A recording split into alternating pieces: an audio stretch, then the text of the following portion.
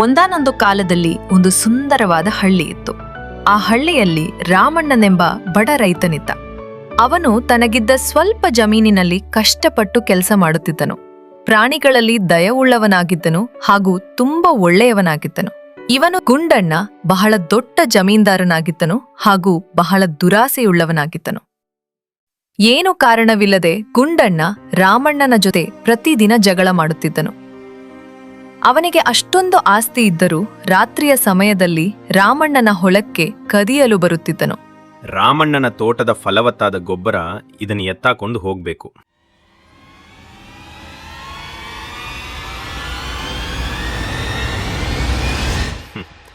ಆಹಾ, ರುಚಿಯಾದ ತರಕಾರಿಗಳು. ಇವುಗಳನ್ನು ಬೆಳಿಗ್ಗೆ ಪಲ್ಯ ಮಾಡಿ ತಿಂತೀನಿ. ನಾಳೆ ರಾತ್ರಿ ಮತ್ತೆ ಬಂದು ಕದ್ಕೊಂಡು ಹೋಗ್ತೀನಿ.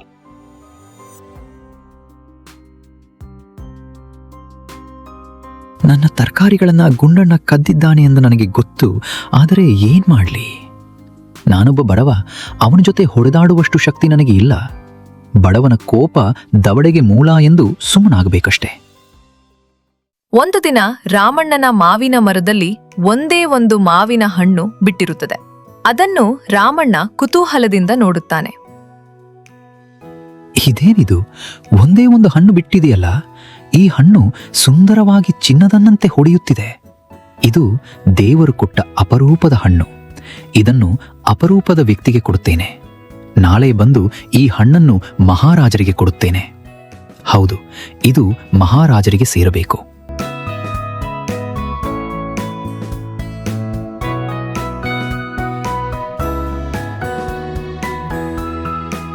ನಾನು ಮಹಾರಾಜರಿಗೆ ಈ ಹಣ್ಣನ್ನು ಕೊಟ್ಟು ಅವರ ಆಶೀರ್ವಾದ ಪಡೆದು ಬರುತ್ತೇನೆ.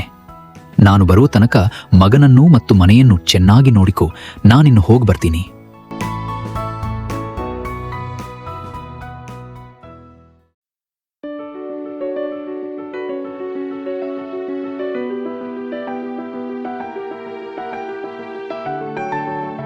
ಬನ್ನಿಪ್ಪ, ಯಾರ್ ನೀವು? ನಮಸ್ಕಾರ ಮಹಾರಾಜರೇ. ಮಹಾರಾಜರೇ, ನಾನು ನಿಮ್ಮ ರಾಜ್ಯದ ಒಬ್ಬ ಬಡ ರೈತ. ನಾನು ನಿಮಗಾಗಿ ಒಂದು ಉಡುಗೊರೆಯನ್ನು ನೀಡಲು ಬಂದಿದ್ದೇನೆ. ಉಡುಗೊರೆನಾ? ಅದೇನದು ಉಡುಗೊರೆ? ಹೌದು ಮಹಾರಾಜರೇ, ಇದೇ ನನ್ನ ಉಡುಗೊರೆ. ಇದೊಂದು ಅಪರೂಪದ ಹಣ್ಣು. ಇದು ಅಪರೂಪದ ಹಣ್ಣ? ಅದು ಹೇಗೆ? ನನ್ನ ಹೊಲದಲ್ಲಿ 12 ಮಾವಿನ ಮರಗಳಿದ್ದರೂ ಯಾವ ಮರದಲ್ಲೂ ಹಣ್ಣು ಬಿಟ್ಟಿಲ್ಲ. ಆದರೆ ಒಂದೇ ಒಂದು ಮರದಲ್ಲಿ ಈ ಹೊಳೆಯುವ ಮಾವಿನ ಹಣ್ಣನ್ನು ಬಿಟ್ಟಿದೆ. ನಮ್ಮನ್ನೆಲ್ಲ ಕಾಪಾಡುವ ನಿಮಗೆ ಈ ಅಪರೂಪದ ಹಣ್ಣನ್ನು ಕೊಟ್ಟು ನಿಮ್ಮ ಆಶೀರ್ವಾದವನ್ನು ಪಡೆದುಕೊಂಡು ಹೋಗಲು ಬಂದಿದ್ದೇನೆ.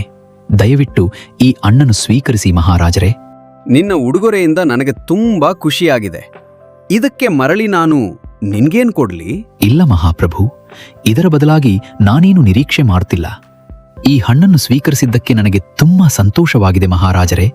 ನಿಮಗೆ ಜಯವಾಗಲಿ. ನಾನಿನ್ನು ಹೊರಡುತ್ತೇನೆ. ರಾಮಣ್ಣನ ಮುಗ್ಧತೆ ಮತ್ತು ಪ್ರೀತಿಗೆ ಕರಗಿದ ರಾಜ ರಾಮಣ್ಣನಿಗೆ ಕಾಣಿಕೆಯನ್ನು ನೀಡಲು ಮಂತ್ರಿಗೆ ಆಜ್ಞೆ ಮಾಡಿ ಕಳಿಸುತ್ತಾನೆ.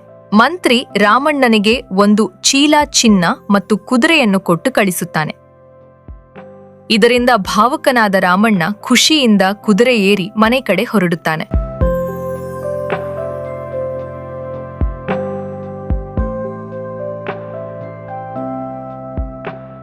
ಇಂದಿನಿಂದ ನನ್ನ ಕಷ್ಟ ಎಲ್ಲ ಮುಗಿದೋಯ್ತು. ಮಹಾರಾಜರಿಗೆ ಜಯವಾಗಲಿ. ನಡೆ ಹೋಗೋಣ. ರಾಮಣ್ಣ ಖುಷಿಯಿಂದ ಮನೆ ಕಡೆ ಬರುವಾಗ ಗುಂಡಣ್ಣ ಅಡ್ಡ ಸಿಗುತ್ತಾನೆ. ಏನೋ ರಂಗಣ್ಣ ನೆನ್ನೆ ಎಲ್ಲ ಬಿಕಾರಿ ಅಂತಿದ್ದ ನೀನು, ಇಂದು ಕುದುರೆ ಮೇಲೆ ಬರ್ತಿದ್ಯಾ? ಏನದು ಚೀಲದಲ್ಲಿ? ಚೀಲದಲ್ಲಿ ಚಿನ್ನದ ನಾಣ್ಯಗಳಿವೆ ಮತ್ತು ಈ ಕುದುರೆಯನ್ನು ರಾಜರು ಬಳುವಳಿಯಾಗಿ ನನಗೆ ಕೊಟ್ಟಿದ್ದಾರೆ. ಏನ್ ಹೇಳ್ತಿದ್ಯಾ ನೀನು? ಸರಿಯಾಗಿ ಹೇಳು, ನನ್ನಲ್ಲಿ ಮುಚ್ಚುಮರೆ ಮಾಡಬೇಡ. ನಿನ್ನಲ್ಲಿ ಮುಚ್ಚಿಡುವ ವಿಷಯವೇನಿಲ್ಲ ಗುಂಡಣ್ಣ. ನನ್ನ ಹೊಲದಲ್ಲಿ ಬೆಳೆದಿದ್ದ ಅಪರೂಪದ ಒಂದು ಮಾವಿನ ಹಣ್ಣನ್ನ ರಾಜರಿಗೆ ಉಡುಗೊರೆಯಾಗಿ ಕೊಟ್ಟೆ. ಅವರು ಮಾವಿನ ಹಣ್ಣಿನ ಪ್ರತಿಯಾಗಿ ನನಗೆ ಈ ಉಡುಗೊರೆಯನ್ನು ಕೊಟ್ಟಿದ್ದಾರೆ. ಹೌದಾ? ನಿನ್ನ ಮಾತು ನಿಜನಾ? ರಾಜರೇ ನಿನ್ಗಿದನ್ನು ಕೊಟ್ಟಿದ್ದಾರಾ? ಹೌದು ಗುಂಡಣ್ಣ, ರಾಜರೇ ಕೊಟ್ಟಿದ್ದಾರೆ. ಈ ಖುಷಿಯ ವಿಷಯವನ್ನ ನಾನು ನನ್ನ ಹೆಂಡತಿ ಮಕ್ಕಳಲ್ಲಿ ಹಂಚಿಕೊಳ್ಳಬೇಕು. ನಾ ಬರುತ್ತೇನೆ. ಏನು? ಒಂದು ಮಾವಿನ ಹಣ್ಣಿಗೆ ಒಂದು ಚೀಲದ ತುಂಬ ಚಿನ್ನದ ನಾಣ್ಯಗಳು ಹಾಗೂ ಒಂದು ಕುದುರೆ. ಹಾಗಾದರೆ ನನ್ನ ಬಳಿ ಎಷ್ಟೊಂದು ಮಾವಿನ ಮರಗಳಿಗೆ ಅದರ ತುಂಬೆಲ್ಲ ಮಾವಿನ ಹಣ್ಣುಗಳನ್ನು ಬಿಟ್ಟಿವೆ. ಅವುಗಳನ್ನೆಲ್ಲ ರಾಜರಿಗೆ ಕೊಟ್ಟು ಸಾವಿರಾರು ಕುದುರೆಯ ಒಡೆಯನಾಗುತ್ತೇನೆ. ಹಾಗೆ ರಾಶಿ ರಾಶಿ ಚೀಲದಷ್ಟು ಚಿನ್ನವನ್ನು ಹೊತ್ತು ತರುತ್ತೇನೆ. ನಾಳೆಯೇ ಈ ಕೆಲಸ ಮಾಡ್ತೀನಿ. ರಾತ್ರಿ ಮಲಗಿರುವಾಗ ದುರಾಸೆಯ ಗುಂಡಣ್ಣ ರಾಶಿ ರಾಶಿ ಚಿನ್ನ ಹಾಗೂ ಕುದುರೆಗಳ ಜೊತೆ ಸಂತೋಷ ಪಡುವ ಹಾಗೆ ಕನಸು ಕಾಣುತ್ತಾನೆ.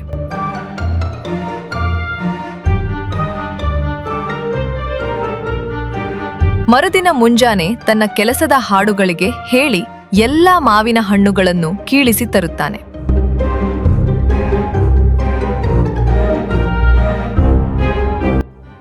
ಈಗ ಈ ಮಾವಿನ ಹಣ್ಣುಗಳನ್ನು ಬಂಡಿಯಲ್ಲಿ ಕೊಂಡೊಯ್ದು ರಾಶಿ ರಾಶಿ ಚಿನ್ನವನ್ನು ತರುತ್ತೇನೆ.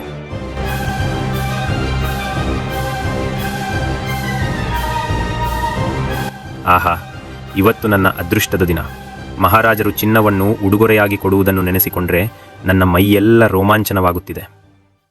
ಮಹಾರಾಜರೇ, ನಾನು ನಿಮ್ಮ ರಾಜ್ಯದ ಒಬ್ಬ ಬಡ ರೈತ. ನಮ್ಮ ತೋಟದಲ್ಲಿ ಬೆಳೆದ ಮಾವಿನ ಹಣ್ಣುಗಳನ್ನು ನಿಮಗೆ ಕಾಣಿಕೆಯಾಗಿ ನೀಡಲು ತಂದಿದ್ದೇನೆ. ದಯವಿಟ್ಟು ಇದನ್ನು ಸ್ವೀಕರಿಸಿ ನನ್ನನ್ನು ಆಶೀರ್ವದಿಸಿ. ಹೌದಾ, ನೀನ್ ನಿಜವಾಗ್ಲೂ ಬಡವನ? ಹೌದು ಸ್ವಾಮಿ, ನಾನು ತುಂಬ ಬಡವ.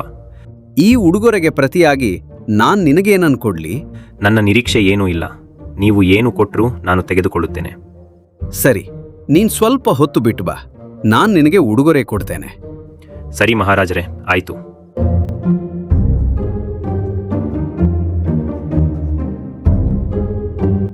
ತೆಗೆದುಕೋ ನಿನ್ನ ಉಡುಗೊರೆ. ಮಹಾಪ್ರಭು, ಇದೇನಿದು? ನಾನು ಅಷ್ಟೊಂದು ಮಾವಿನ ಹಣ್ಣುಗಳನ್ನು ಕೊಟ್ರೆ ನೀವು ಅದಕ್ಕೆ ಪ್ರತಿಯಾಗಿ ಈ ಒಂದು ಮಾವಿನ ಹಣ್ಣನ್ನು ಕೊಟ್ಟಿದ್ದೀರಲ್ಲ? ಹೌದು, ಇದೇ ನಿನ್ನ ಉಡುಗೊರೆ. ಇದು ಅಂತಿಂಥ ಉಡುಗೊರೆ ಅಲ್ಲ, ಇದರ ಮೌಲ್ಯ ಬಹಳ ದೊಡ್ಡದು. ಹೌದು, ಇದೊಂದು ಅಪರೂಪದ ಮಾವಿನ ಹಣ್ಣು. ಇದು ಚಿನ್ನ ಬೆಳ್ಳಿ ವಜ್ರಕ್ಕಿಂತ ಶ್ರೇಷ್ಠವಾದದ್ದು ಹಾಗೂ ಬೆಲೆಯುಳ್ಳದ್ದು. ಇದಕ್ಕೆ ಬೆಲೆ ಕಟ್ಟಲು ಸಾಧ್ಯವಿಲ್ಲ. ಇದನ್ನು ಒಬ್ಬ ಅಪರೂಪದ ವ್ಯಕ್ತಿ ನನಗೆ ಕೊಟ್ಟಿದ್ದಾನೆ. ನಾನು ಇದನ್ನು ಇನ್ನೊಬ್ಬ ಅಪರೂಪದ ವ್ಯಕ್ತಿಗೆ ಕೊಟ್ಟಿದ್ದೇನೆ ಅಷ್ಟೇ. ಹೋಗು, ಇದನ್ನು ತೆಗೆದುಕೊಂಡು ಹೋಗಿ ದೇವರ ಮನೆಯಲ್ಲಿಟ್ಟು ಪೂಜೆ ಮಾಡು. ಇದರಿಂದ ನಿನಗೆ ಒಳ್ಳೆಯದಾಗುತ್ತದೆ. ಸರಿ, ನೀನಿನ್ನು ಹೊರಳು.